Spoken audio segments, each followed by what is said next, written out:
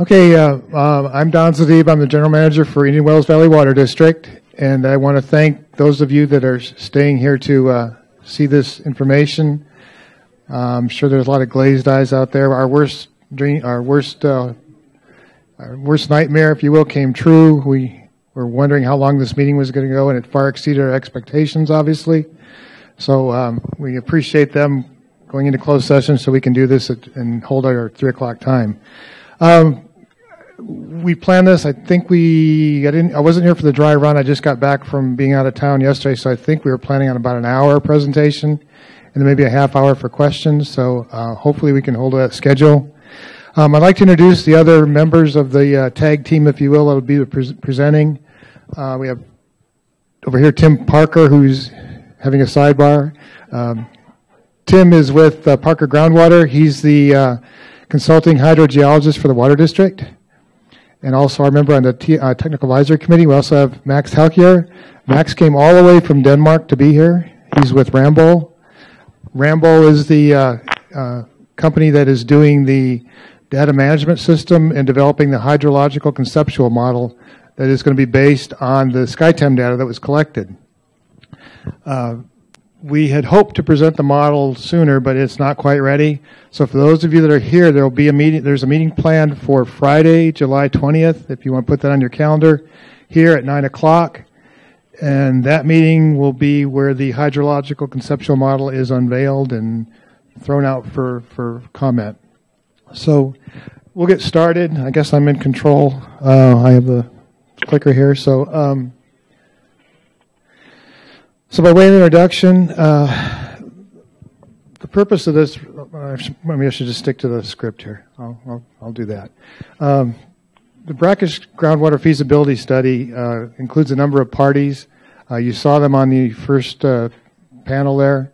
Paso Geothermal, Indian Wells Valley Water District, Searles Valley Minerals, and Mojave Pistachios, and Meadowbrook has been involved as well. The purpose of the study is to look at brackish groundwater as a supplemental supply for the basin. Some people have said it's not a new source. There's that back and forth. But the reality is it's another source within the basin that we can use, perhaps to offset some current use of potable water. And that, of course, would help extend the window, if you will, for us to help solve our sustainability issue. Brackish groundwater would be pumped and treated to produce potable water that would augment the existing supply. I already alluded to that. The study consists of several tasks, one of which is to gather existing and new data to develop an updated hydrological conceptual model of the basin. As I said, and then we do plan to bring that to Ridgecrest in July 20th. So why do a hydrological conceptual model? It's a framework for understanding a complex system that's beneath us. It'll designate soil types, gravel, sand, silt, clay, other types of formations, groundwater, the interaction with surface water, depth, flow direction, flow speed, quality, fresh versus saline, and pumping locations and quantities. A hydrological conceptual model is critical for understanding the relationship between all those variables. The hydrological conceptual model is also a core framework for quantitative analysis of changes, past, present, and future, that may occur within the basin due to pumping and climate change. The preliminary hydrological conceptual model for the Brackish groundwater study will be the largest aggregation of digital, geological, and water quality data that has been assembled to date. Want to make a point to stress this, that it's going to be freely shared with the Groundwater Authority, with the Water Resource Manager, with the Navy, with Desert Research Institute. Again, I want to stress that this isn't an attempt to have a competitive model with the model that has been developed by Desert Research Institute. But it will have additional information that we can hopefully provide to the Groundwater Authority and for their consideration to perhaps include in the model that DRI has updated. So again, it's meant to complement the existing body of work, not to compete against it.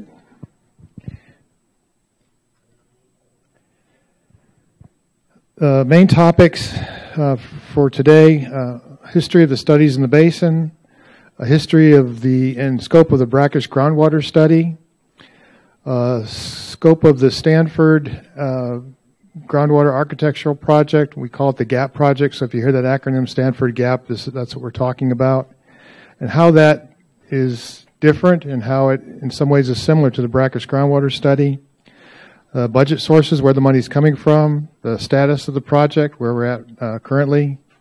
We'll share with you data sources and numbers, location maps, a draft of the hydrological conceptual model overview. I think going forward I'm just going to say HCM. Solicitation for input and next steps.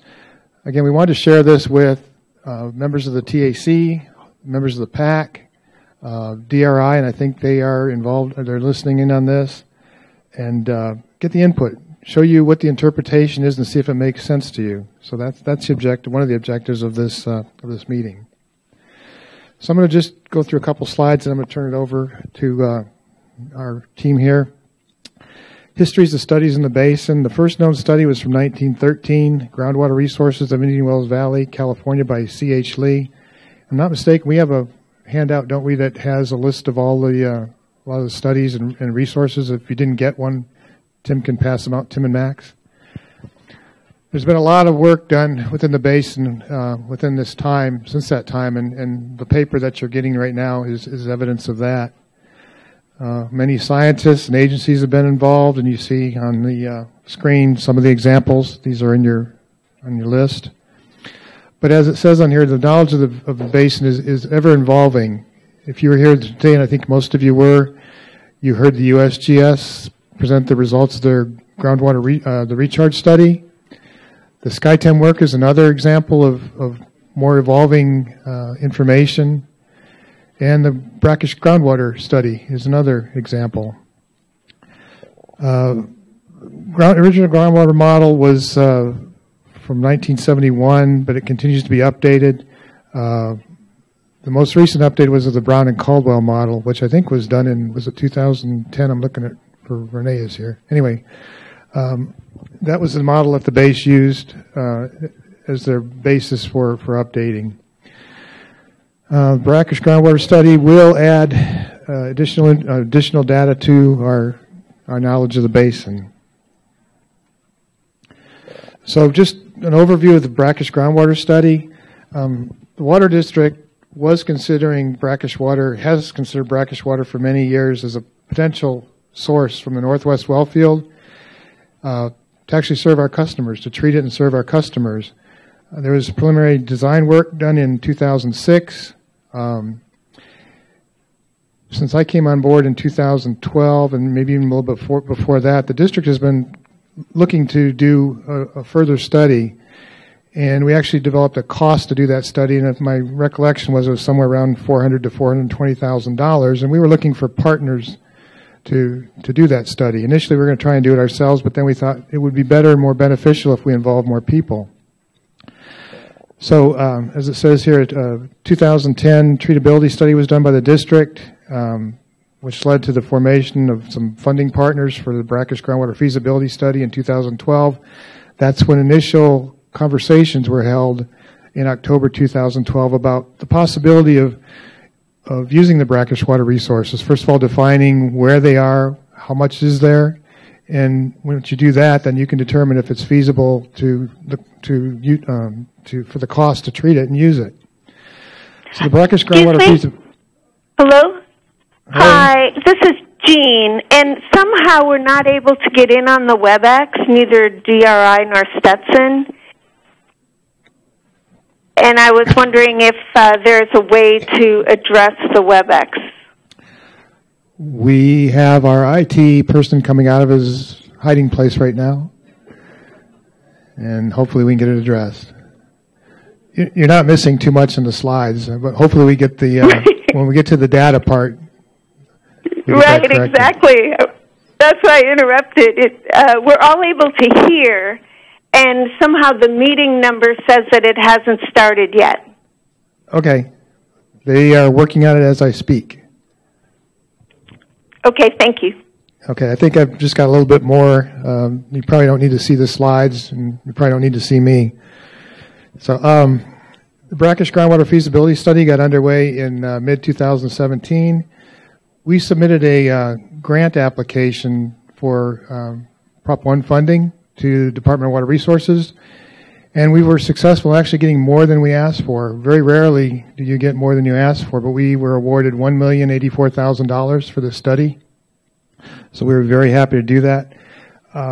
We do expect the model, as I said, to be completed by summer. And as I said, in case you came in late, the intent is to share that at a meeting July 20th, which is a Friday at 9 o'clock here in council chambers.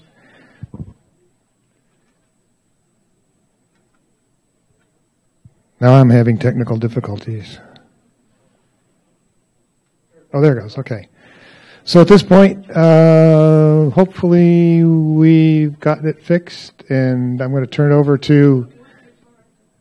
Went too far? Oh. Okay. So I'm going to turn it over to Tim Parker now in his capable hands, and here he is. Thank you. Thank you, Don, for that introduction.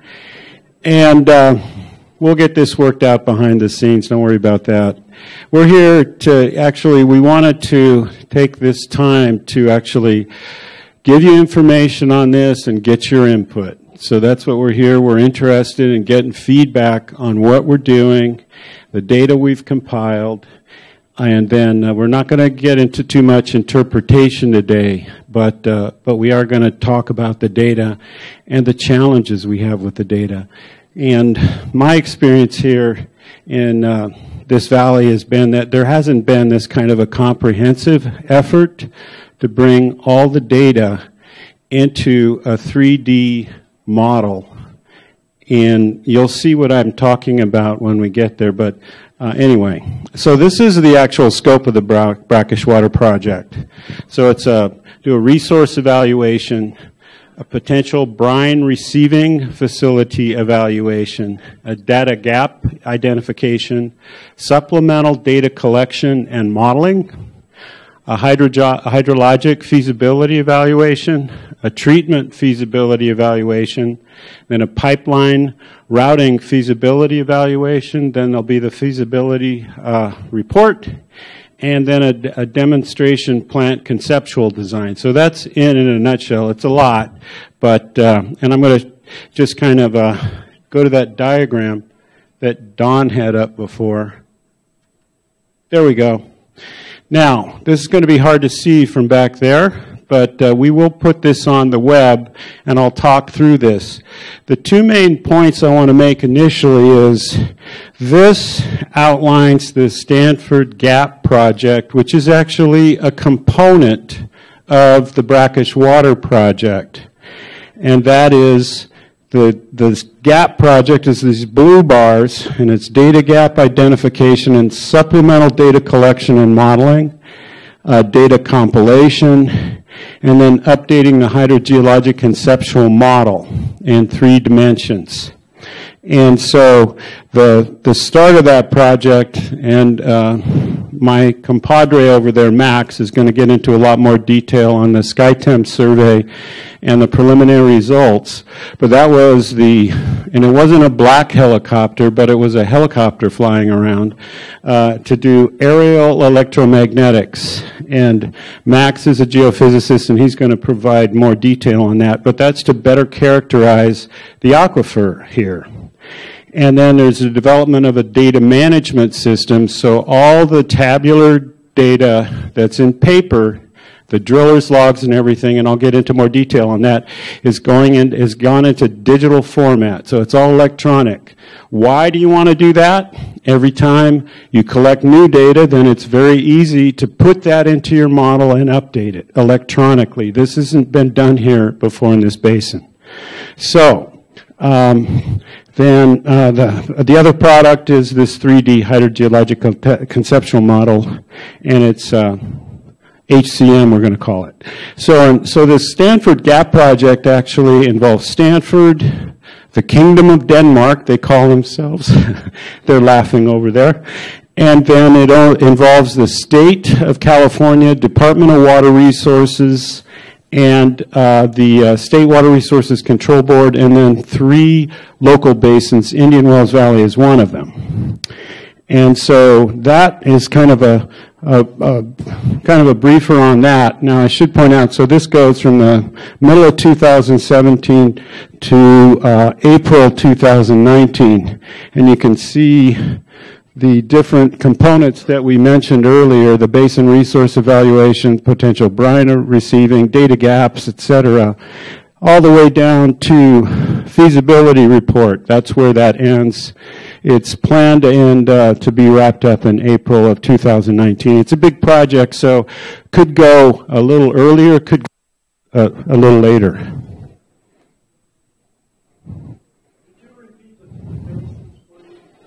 I didn't say the 3 basins. I said there are 3 basins. One of them is Indian Wells Valley. Another one is Butte County, is part of this project. And another one is San Luis Obispo County, the Paso Robles Basin. Neither one of those basins have flown AEM yet. They're still in planning phases to actually decide where to do their surveys.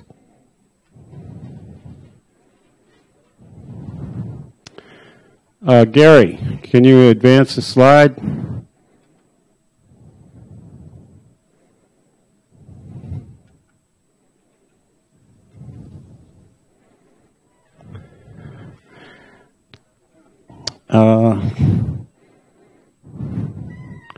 Gary?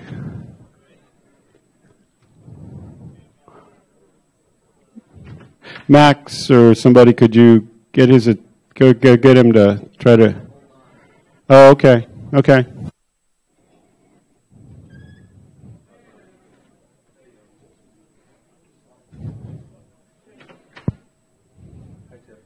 Hey, how you doing, Steve? Whoop. Back one, I think. Oh, okay. Oh, wait. Nope, forward one. That's it. Okay. So, as I mentioned, there's the Brackish Groundwater Resource Feasibility Study, and then the Stanford GAP project. This just lays out the funding in case you can't read it. I will tell you, for the Brackish Groundwater Resource Feasibility Study, the total cost $1.5 million. State funding is $1 million. Local funding is $370,000. And then on the Stanford Groundwater Architecture project, and these numbers are approximate, so it's around $2.1 million. State is funding $600,000. Denmark's funding over $600,000. And the local funding here is about $300,000. So those are approximate, but that's just to lay out where the money's coming from so you know who's paying for it. And now, let me talk about some of the data sources and numbers. So we have a bunch of different data sources that we've had to tap into to compile all this data. We're starting with all the borehole logs and wells. So we found 1,107 unique borehole logs. This is well drillers' completion reports that contain well construction information. About 100, what we call Navy CB wells. CBs are I think everybody knows who the CBs are. They have a training operation here. And they provide monitoring wells here. They've been drilling monitoring wells here for a number of decades. And so we're very fortunate for that. We have 157 Kern County Water Agency monitoring wells. Then 546 Kern County environmental health permits for wells. And so again, look at there's 1,100 drillers logs, I'll explain that. And then 293 unique wells identified with chemistry, with total dissolved solids in reports. So these are different data sources and they don't all fit together very well. The well completion reports, we rely on DWR to take the information submitted by a driller, which sometimes is a hand-drawn map, to then put in a township range section located with a BLM land plane designation. So it's the township range section, quarter section, letters, and numbers to locate it. So The problem with that is that DWR got overwhelmed in the 1980s when people started drilling monitoring wells, so they didn't do that much anymore. So we've got a lot of well completion reports we don't have very accurate data on. The CB wells, we're in the process of co-locating the well with the lithology. The Navy's been really good about helping us with that, and we're almost there. The Kern County Water Agency monitoring wells, the locations are good on those. They went out in the field and located those, but we can't correlate those with the driller's logs, so we're trying to cross-correlate those. And if anybody's wondering about the CASGEM monitoring wells, that's a subset of the Kern County Water Agency monitoring wells. And then the Kern County Environmental Health Department well permits, well, they've only been doing that, I think, since the 80s. So that helps account for some of that. And then, of course, drillers, I think, don't always turn in a permit, but yeah, I'm not going to say any more about that. But then the 293 unique wells identified with TDS, those come out of reports, and some of those have coordinates. So we've got this mixture of coordinates we're working through to try to sort out. And that's the nightmare that you have in every basin in California if it hasn't been done before. Once you get your house in order and you get a process in place, you don't have to do this again. Tim, this is Jean. If I could just interject one thing. The meeting has started, but it requires a password that we're not able to get in on. You getting that, Gary?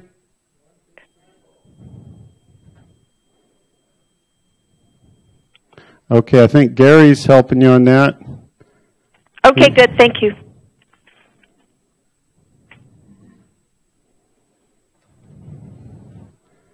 And I guess Gary's going to advance my slides for me,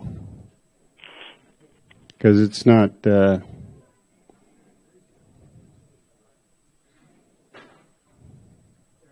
Okay, so here's a map with a good deal of the wells in it. And so it's a database from the driller's logs, or the red dots, which I'm sure you can't see from back there, but again, we'll make this available, the TDS database, the KCWA database, and some of the verified logs. So this will be available in a PDF, as well as there'll be a YouTube, I understand, on Monday if you want to watch this all over again, and so on. Data sources and numbers, borehole logs. So all the information in these borehole logs is listed here. I think I just want to stress the lithology, and you'll see more of this as we move through. You know, geology, the lithology controls groundwater flow along with the structure. So that's why it's so important we understand this. And when you have a model, you make assumptions about how much water is there, storage coefficient, how much can it store, and it also affects how it moves. So these things are critical. The well construction and screen interval, if you're getting water levels, you need to know where you're collecting that information for, and so on. So just wanted to pass that along. Now, geophysical data. Lots of wells, when they get drilled, they go out and they do geophysics, downhole geophysics. And we have 70 downhole geophysical logs, and they're shown here, 59 with coordinates. Again, we're struggling with locating every one of them, but that's pretty good. These geophysical logs help you understand the geology, because you're relying sometimes on the driller's description to do that. This is also, you get a consistent measurement from hole to hole, so you can help correlate those measurements. And finally, this is going to be very helpful in using the SkyTEM data, because now we have another measurement. As hydrogeologists, we like to have many different types of data we're dealing with, many tools in our toolbox, so this is one of them. This is a very ugly geophysical log, but I just thought I'd throw one of these up in case you're interested in seeing it. So we have a spontaneous potential measurement and point resistivity, and those help us understand whether it's sand, silt, gravel, or clay. And this is, actually I know this guy, but anyway, Dewey. Anyway, so, and this shows a lot of clay down here, and here's some sand and gravels, so you can see how you use these tools to determine and understand the lithology. So now groundwater level measurements. There's been groundwater level measurements collected here for a long time. And so we've got about 17,000 unique groundwater level measurements. Okay. Oh, okay. Okay. Gene, are you there? Yes, I'm there. Can you tell Gary your email address? We're getting there. We're just talking about the data so far. So Gary's walking back to his room. Give him a couple more seconds. Hey, Tim, this is Tim Godwin. I'm also having the same problem. How about you give us the password? Yeah, so we've got 2 people that need the password, Gary. 4 people. Okay. Yeah. Is there a text number we can send it to? You can. Yes. Can I say something? Of course. Okay. Sorry, can y'all hear me? Those of you who are waiting for us to come out of closed session, we're going to come out of closed session, but we're asking if we really want to stay and wait for our meeting because after this. We're asking if any of you mind if we continue the TAC and the PAC report in the ending to the end to the next meeting. Anybody have any objections? I really want to hear them if you do. You have, okay. Okay, but now, is Adam still here? I won't cry. Donna's still here. We've got staff that would like to go home, and I understand that. We've got some board members that had to leave because of time. Inyo County has already left, and so we're trying to figure out how we can do that.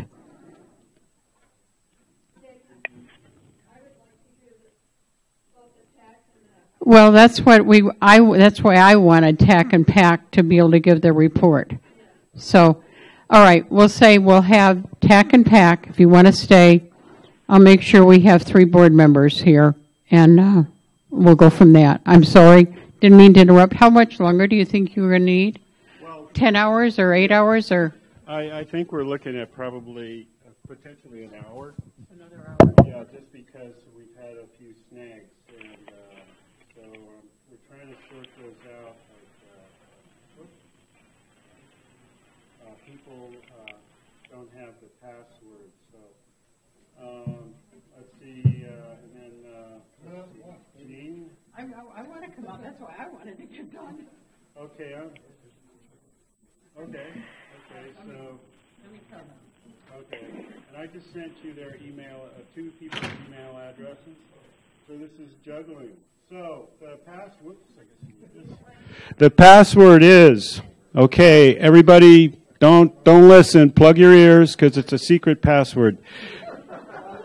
2 little y, cap P, little d, 5 little y, cap B, little d. I'll repeat that, okay? 2 little y, capital P, D, little d, 5 little y, capital B, little d. Everybody got that? Thank you. You bet. Okay. Oh, I can't see now. Okay, so as I was saying, we have about 17,000 unique groundwater. Hello? Okay. And this is, a lot of this has been collected by the Basin Monitor Kern County Water Agency. So when you think about that, they're doing their part in the basin and they continue to. And that comes out of funds they collect from the county. So data from 1946 through 2018, and it's from 157 groundwater monitoring wells. Although I'll have to say that a lot of these wells are either clusters or nested, so there's actually 2, 3, 4 different screens in these 157 locations. And then Kern County Water Agency produces groundwater contour maps. This is just an example of what a hydrograph looks like. It's about a 50-year period, and this one is going down, as you can see. And what's the next one? Okay.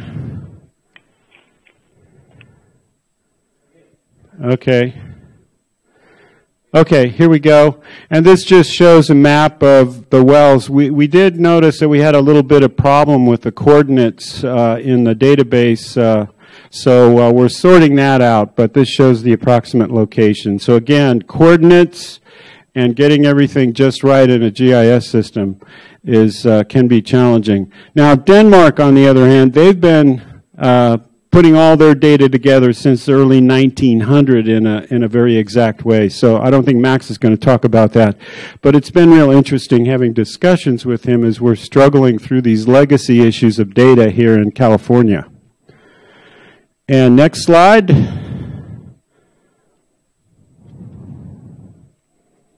Poor Gary.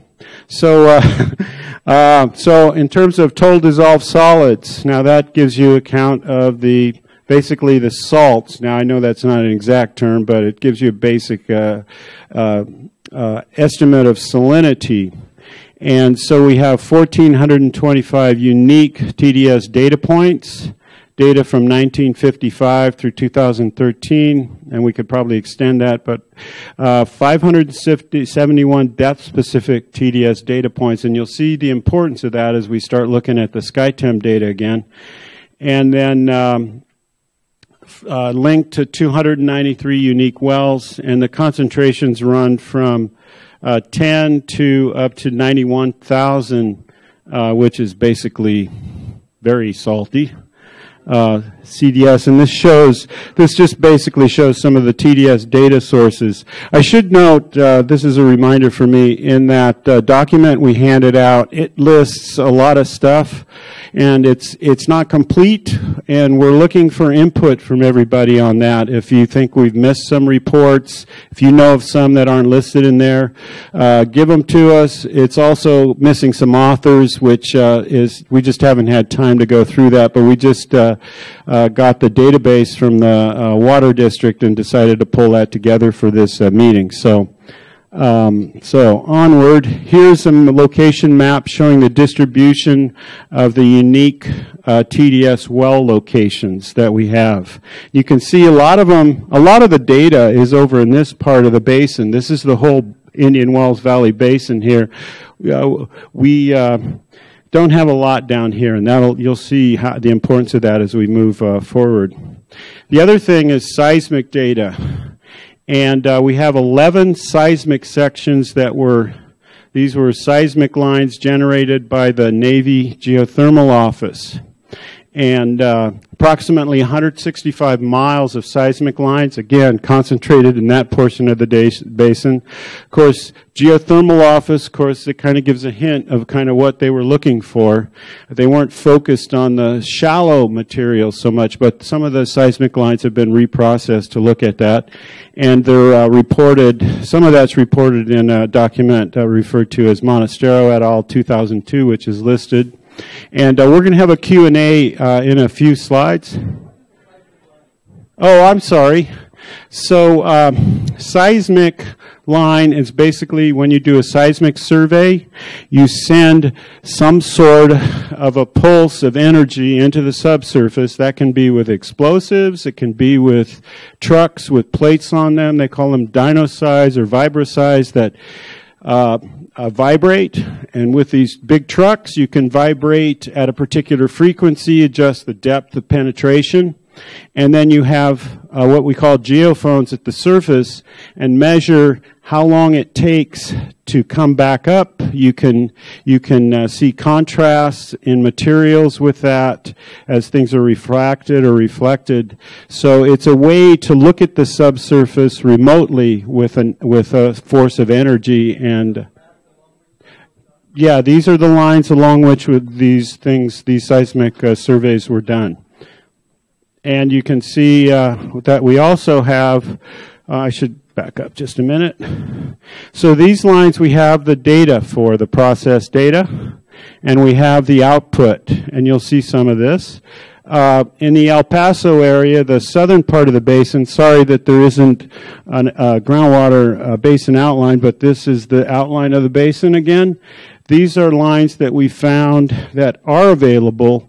They were done by oil and gas, so again, it's going to be focused on the deep, but sometimes these can be reprocessed. But so there is some data in the El Paso area, the southern part of the Indian Wells Valley Basin.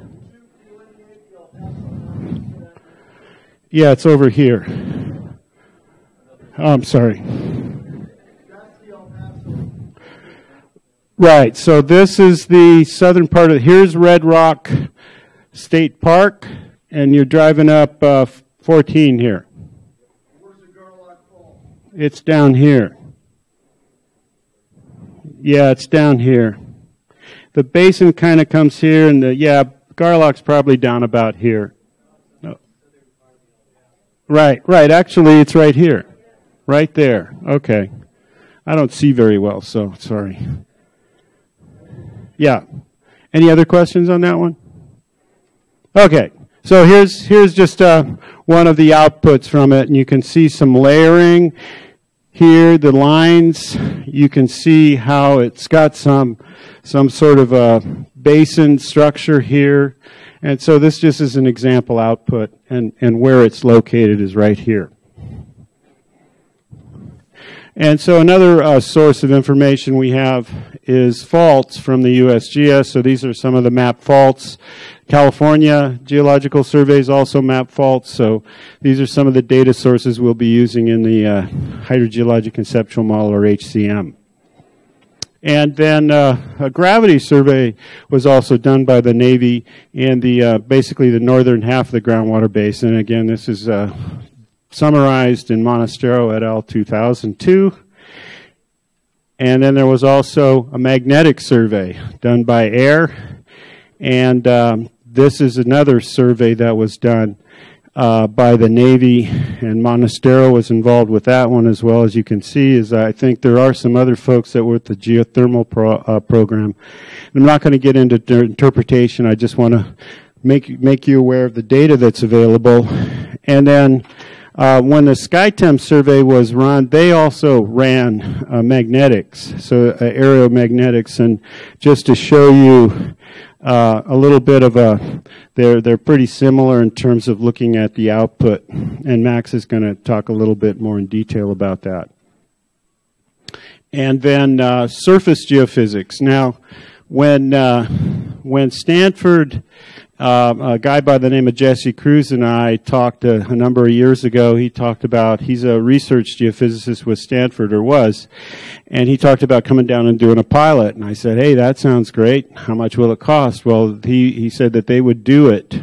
So they came down and they did basically time domain electromagnetics, which is in principle the same thing that SkyTEM runs on in terms of the basically methodology of the approach. And then they also did surface magnetic resonance soundings at 3 places. And then they found that didn't work so well. They came to the district and said, hey, we'd like to do some more. We've run out of funding, and the district funded them to come down and do another pilot with COSO. I'm sorry, Chris, thank you very much, with COSO. And they did, the second time around, they used downhole magnetic resonance in some plastic wells. And basically, they said, hey, this is great. This stuff works here, paired, and that's what we were looking for. But, you know, this is really an ideal place to do aerial electromagnetics because there's a lot of open space, and it looks like it would work very well. So that was a recommendation that came out of their report. And then that's really how this all came about. We started talking about it. I actually met some people from Denmark while we were in the midst of discussing it. Got one of their salespeople on the phone, and we had several conversations over several months, and finally came up with the idea of flying it. And I'm almost done. So this shows the 500 miles of airborne electromagnetic flight lines that were flown in the basin. You can see that there's sort of a gap over here, and the Navy couldn't allow us to go over there, so we were fine with that. We got some pretty good dense lines. You'll also see that we concentrated a lot on this because at the time, DRI had talked to us about the model, and they said that they were having some trouble calibrating the model because of this, whatever this structure here is in the middle of the basin, which had been thought to be either finer grained, some kind of a stratigraphic change, or else faults. And so I'll turn it over to Max now, and he's going to talk to you about the SkyTEM survey and some other things. So Max? Oh, actually, come on up. But we'll take a quick pause and see if anybody has questions or comments. Because it's a good point as we turn from me to Max. Okay, perfect. Then let's just keep on trucking. Thank you.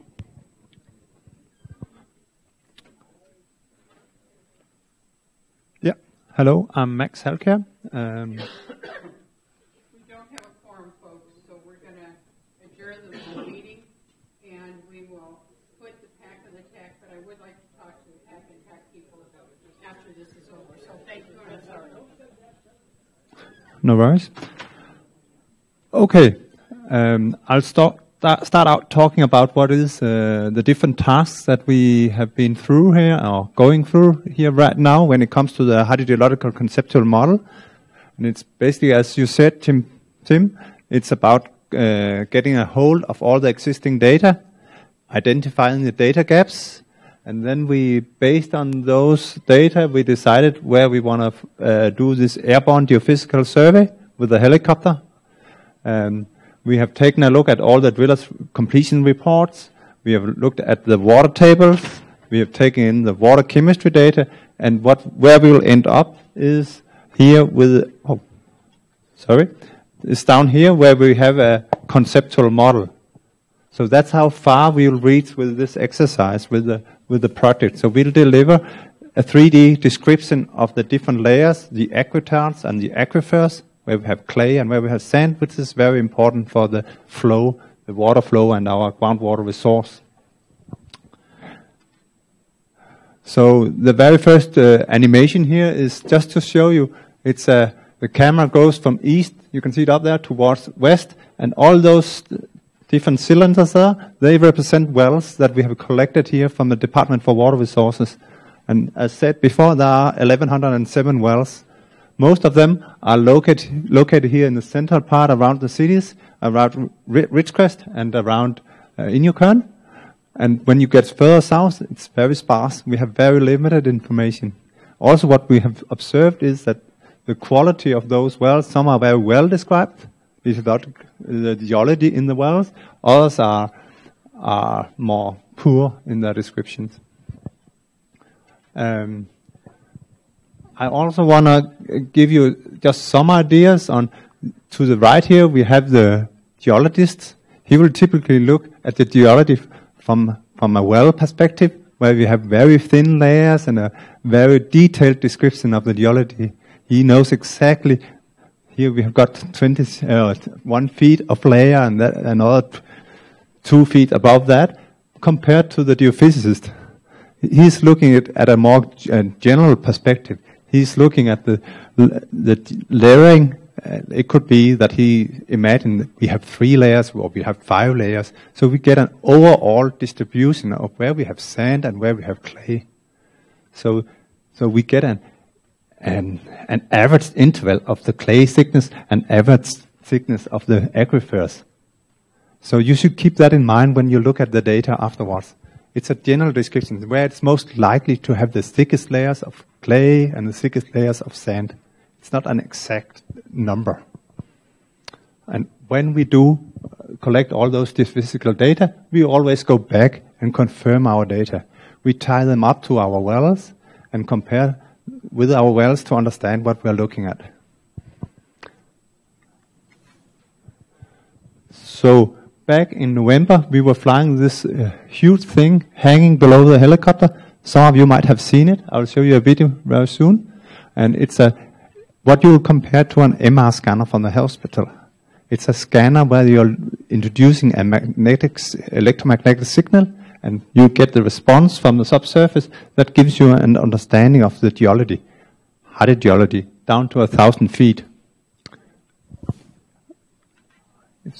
This is actually from the landing site we have out in out in Inyukern at the airport there. They were so kind to let us land and take off from the airport there. And here the helicopter is returning after being flying for 2 or up to 3 hours.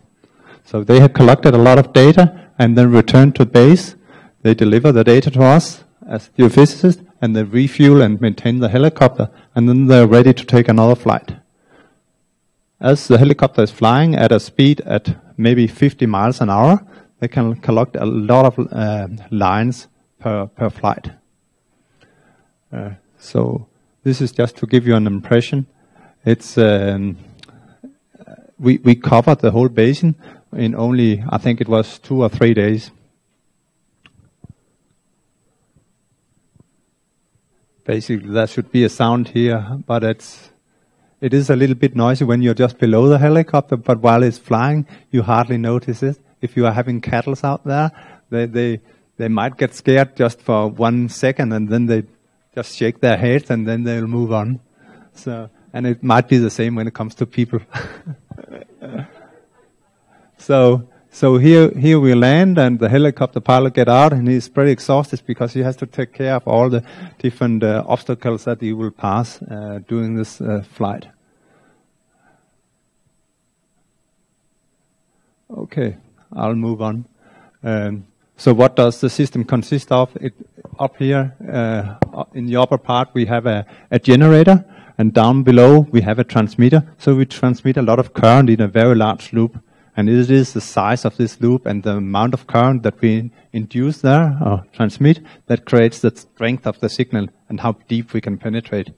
And basically, a conservative number is 1,000 feet here. We might look a little bit further in some places, and where we have the China Lake, our depth of investigation will be slightly less.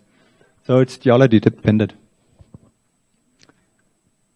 And as said before, we up here in the front, we have a magnetometer, and the primary data is the electromagnetic data, and then we use a differential GPS and lasers to measure the height of things. So we have everything under control. It's not like your wells where we don't know where they are. We know where our data are within centimeters, an inch or better. So it's very well positioned.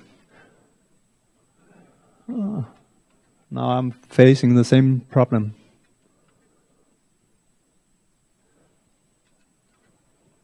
Okay, so what we measure here with the induction coil, the receivers, is the electrical resistivity. And now I'll try to teach you on how to read this electrical resistivity scale here. The colors means that's the resistivity, that's ohm meters. So when it's blue, it's saline water. When it turns more light blue, it could be brackish water. It can be turned into clay. When it turns green and yellow, it's sand and gravel.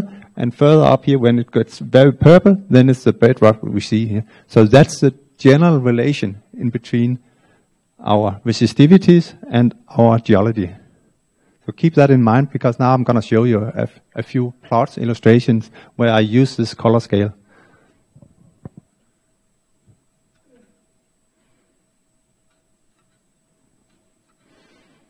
I might show it to you.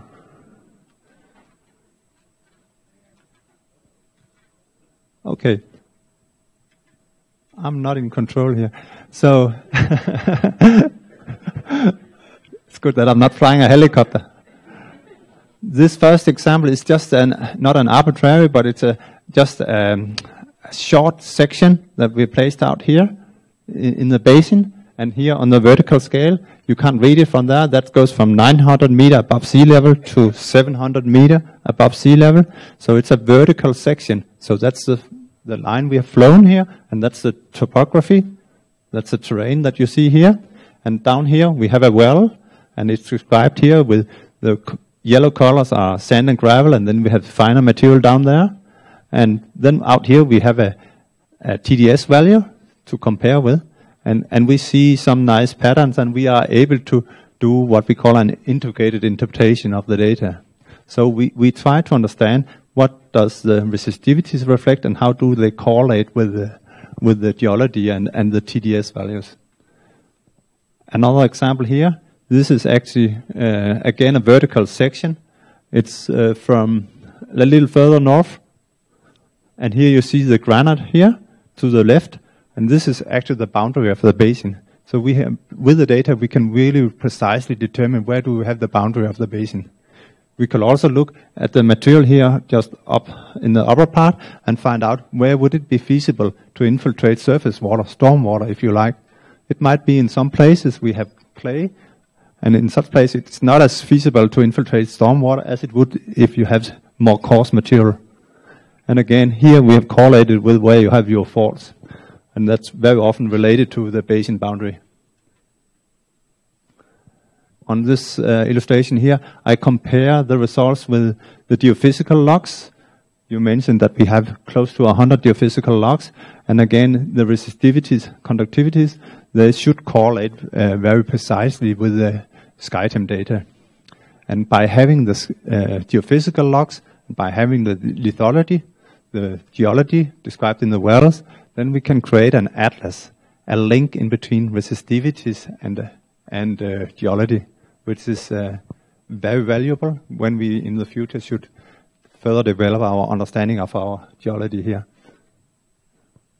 This example is picked just to show you that we in some places have a number of wells and they are pretty deep, so that gives us a very good possibility to get a even deeper correlation in between the wells and the resistivities. Also, we see here that we have a number of locations where we have TDS values. This section. Yeah, it is. For the moment, it is brackish water, but honestly, here in the deeper part, we might have to mask some of the data. So we are still finalizing our interpretation of that, and it is likely that we have some which is not as saline in the deeper part of it. You can see here on the next slide, we have actually masked some of the results. You can also see it's a different illustration. So we have masked some of the data, and it starts out there in the China Lake playa, where you see we have salt all the way to the surface as you would expect, and then you can see how the brackish water propagate to the west. So I hope you can locate yourself there.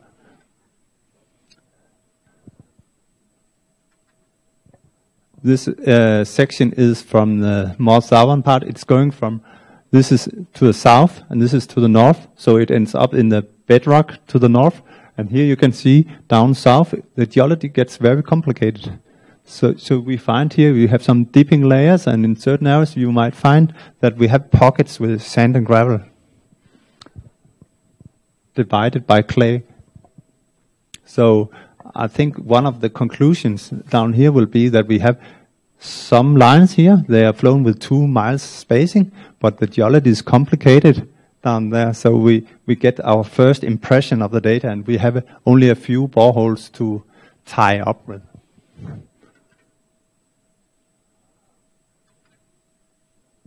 This plot is seen from as a horizontal view across the area. The reason why we do not have data out here, up in this area up here, is because it's a horizontal view, meters above sea level. It goes from 760 to 780 meters above sea level. Out here, the terrain is lower than that, so it's not presented here. But I'm showing that because I want to point out sharp boundaries like this. And this is exactly what you referred to before, Tim, where people are discussing how do we calibrate our numerical flow model, our groundwater model in this area.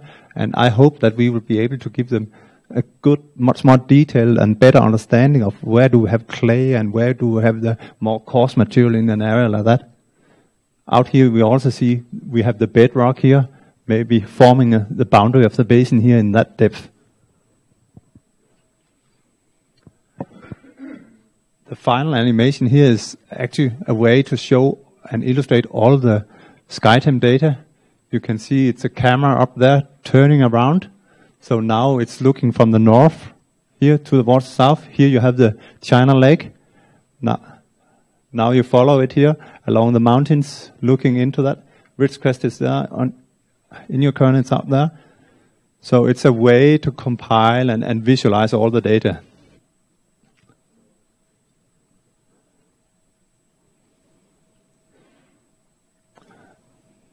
So right now we are trying to get hold of as many data as possible and then develop our final understanding of the distribution of sand and clay and other coarse materials across the basin. I think that's the last one I had here. Then I'll give it to Arthur. You done? Thanks.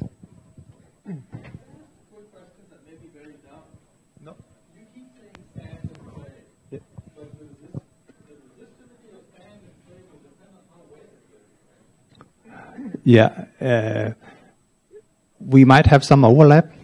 When we're talking clay, you might have brackish water as well. No, but if you had very dry sand yeah. some depth, would that be electrically the same as wet sand at that level? No, it will typically have a higher resistivity. So it will show up as more hot colors, the red and maybe even towards purple on the plots.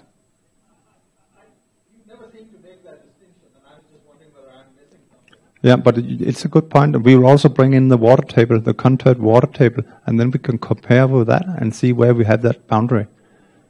So it is possible that we'll be able to determine the water table because the salinity, the conductivity of the water here is relatively, will give a boundary in our data. Yeah, so if you maybe hold your questions for just a couple of more slides. Yeah, we'll just wrap it up. If any of you took public speaking classes, you know you're supposed to tell your audience what you're going to tell them, then you tell them what you told them.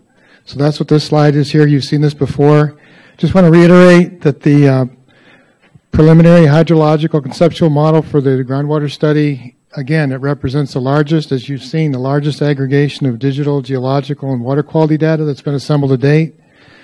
The intent, again, is to freely share it with the Groundwater Authority, with the Water Resource Manager, with the Navy, with Desert Research Institute. Let them look at it and consider if there's value to add it to the model that they've the Navy updated. Again, it's meant to simply complement to complement the existing body of work.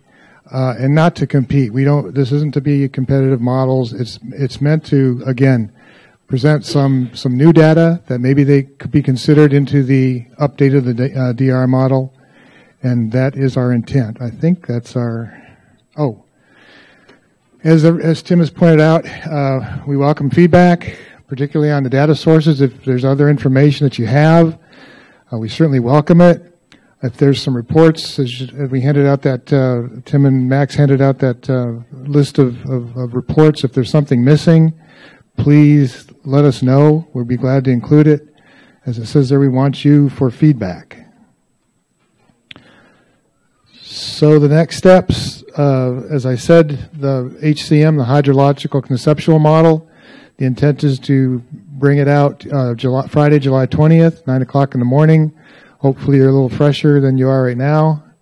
Also, after getting input from that meeting to finalize the model, again, it'll be made available to the Groundwater Authority, to the Water Resource Manager, to DRI, and we will continue with the feasibility evaluations in the fall.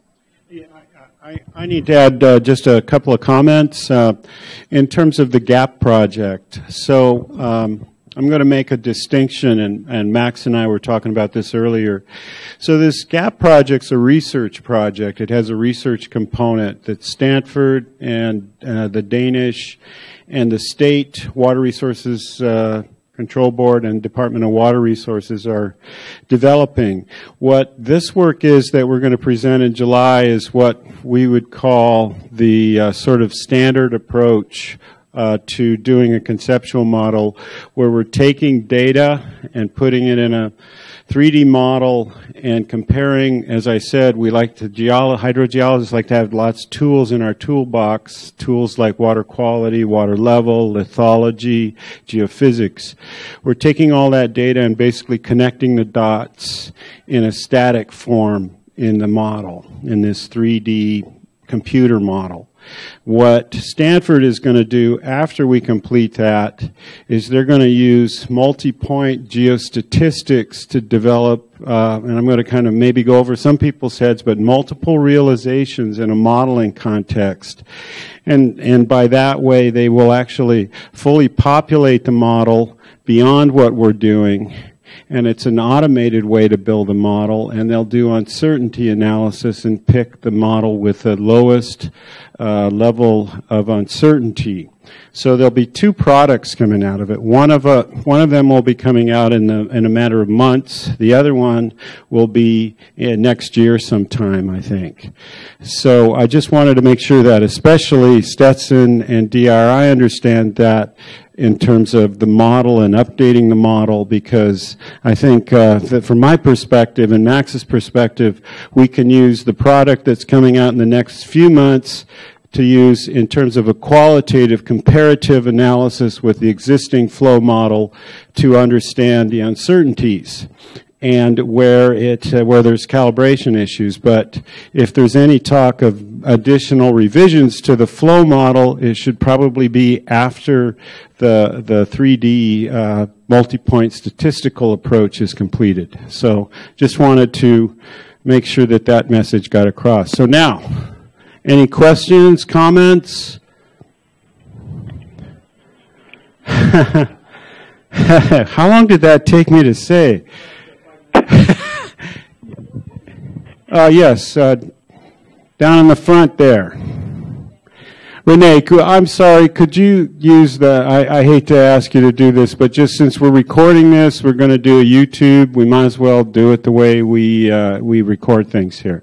Thanks, Renee. Okay, as far as like the different layers or whatever, does it quantitate, is this model going to be able to quantitate how much water is actually there besides the brackish? You know, like the depths and besides brackish, because you started off, you said blue was on one side where it was saline, and then brackish water turns yellowish green sort of towards get less blue, and then yellow green becomes sand and gravel. Right. If you so is there going to be a quantitative? Yes, it will be quantitative. There will be uncertainties with it, and those uncertainties will be, as you remember, you may have seen where we have the most data, the wells, the water levels, the water quality. We're going to have a lot less uncertainty of those areas than we are out in the El Paso area where we have very few wells. But then we'll have the conception, this hydrogeologic conceptual model will show how much water. It'll have estimates of aquifer properties, which will help us estimate how much water is in there and the quality of the water. Okay, so it's not just going to concentrate on brackish water. It's going to show all the different available, layers of water? Right, the different layers that qualities we can identify, yes. Okay. Yeah, we could actually move over here so we can all three share answering these. Yes, Stefan. Max, your examples show you extrapolate between data points. In the valley, there are dense data point areas, and then there are other areas where there's less data. Do you apply, and then there's really sparse areas where there's so little data, we're calling it a data gap.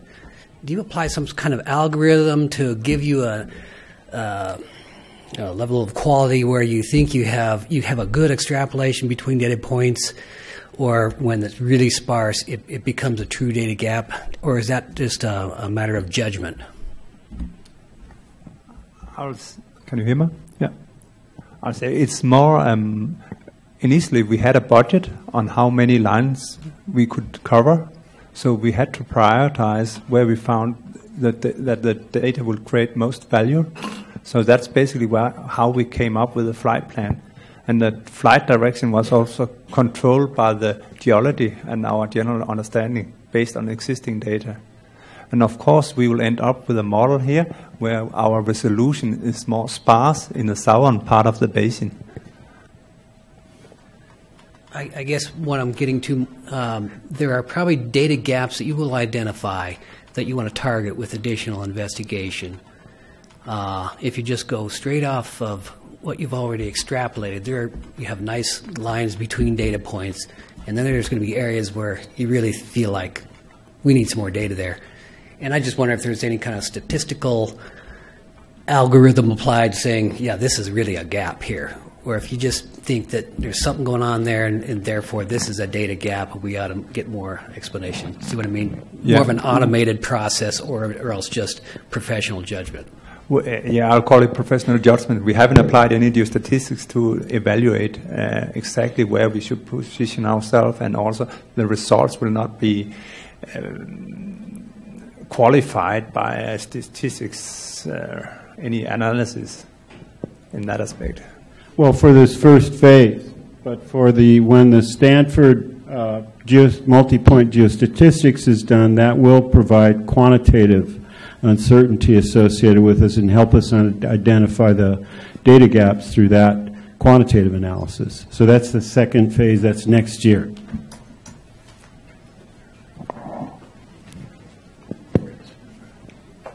The answer to this is probably somewhere in one of these papers. But what is your initial estimate, or do you have an initial estimate of the total quantity of brackish water that is extractable, that you think is extractable? I don't think we have that currently. And I'm not sure that I guess it would be helpful if you could identify yourself. My name is Jim Vijay. Thank you, Jim. I'm a member of the public. Yeah. Thank you very much. So before you go into this brackish water study, you're not confident that there is going to be enough brackish water to be worth its while? I don't think I said that at all. I said we don't have, you asked for a volume estimate. We don't have a volume estimate per se. Not even a back-of-the-envelope type Well, estimate? I'm sure we could come up with a back-of-the-envelope one, but you asked for a volume estimate, and I don't An estimate? Yeah. A first-order estimate? We haven't done that with this hydrogeologic conceptual model. And as you said, yes, the research and the existing data in the basin already has verified that there's a lot of brackish water. I'm not going to put a number on it, though, because people print that in a newspaper, and I'll get held to it.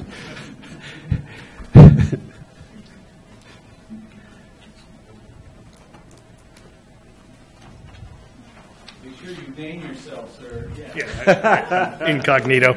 I'm Chris Ellis, member of the public, and someone who believes in this brackish water study. As somebody who contributed some dollars, our company did anyway, to this study, obviously we think that there's significant value here in doing this work, and we would not have made an investment had we not thought that there was a rather large brackish resource here, if that helps. And positive answer. Yeah, well, so the big thing about studies like this, and I think in general, the public should understand that the best thing that we can do is continue to collect as much information as possible before we just start publicizing things. So I think by the time we get around to July 21st, we'll have a lot better answer for you. As a group, and this is a nice step forward for us. So, we'll see where it goes, and we'll see what what information we glean from it. But I did have a question, though. Believe it or not, there's a question in here somewhere. So, at some point, I would assume that we will take this data, and I already know the answer to this, and we'll overlay it with all of the known data that we've got associated with the models, and we'll validate. And so that's a yes, we're going to do that. And then in addition to that, we talk about data gaps. And without going too far into detail as to what next steps might be, but there are real-time opportunities to fill data gaps that will require additional investment, I would assume. And, we're prepared to work with the GA and the TAC in an attempt to develop information that can be helpful in filling those data gaps. So is that okay? Thank you, Mr. Ellis. All right, thank you. I think the answer was yes. Any other comments or questions for our expert panel here? Renee, you want to? I just wanted to kind of get an idea if we can treat brackish water and make it drinkable, then how does this fit into recharging our basin, etc.? Like, we'll be taking water out, but will we be considered going back in because we're using it and flushing it back into the system? Well, let me just stop you there, because I think the intent here is not to treat it so it's used as drinking water, but to identify where it is, treat it to a level where it can be used to maybe offset current uses of potable water. Oh, okay. There are several examples of that. We have a kind of a unique situation here in this basin, which I think Tim and myself and Wade Major went to Sacramento when we were submitting the application for the grant and met with DWR.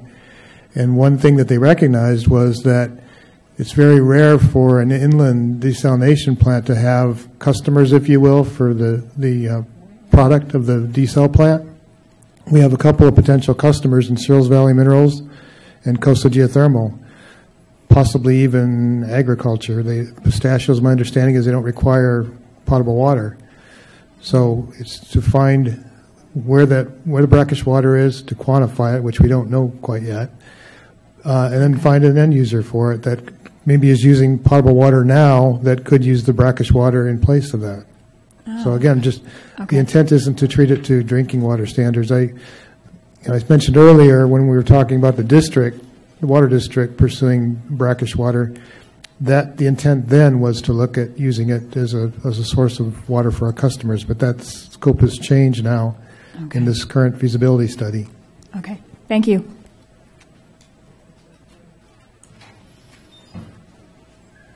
Anybody else?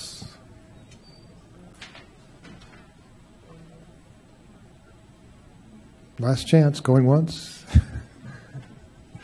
It's been a long day, and I appreciate those of you that stuck through it to the end here, but hopefully you found this of interest, and if you did, again, July 20th, that Friday, 9 o'clock is the intent to have the follow-up to this meeting and bring the hydrological conceptual model out to the public. So hope to see you for that, and we'll hang around for a few minutes if you think of a question afterwards. So thank you for being here. Yeah, thanks everybody.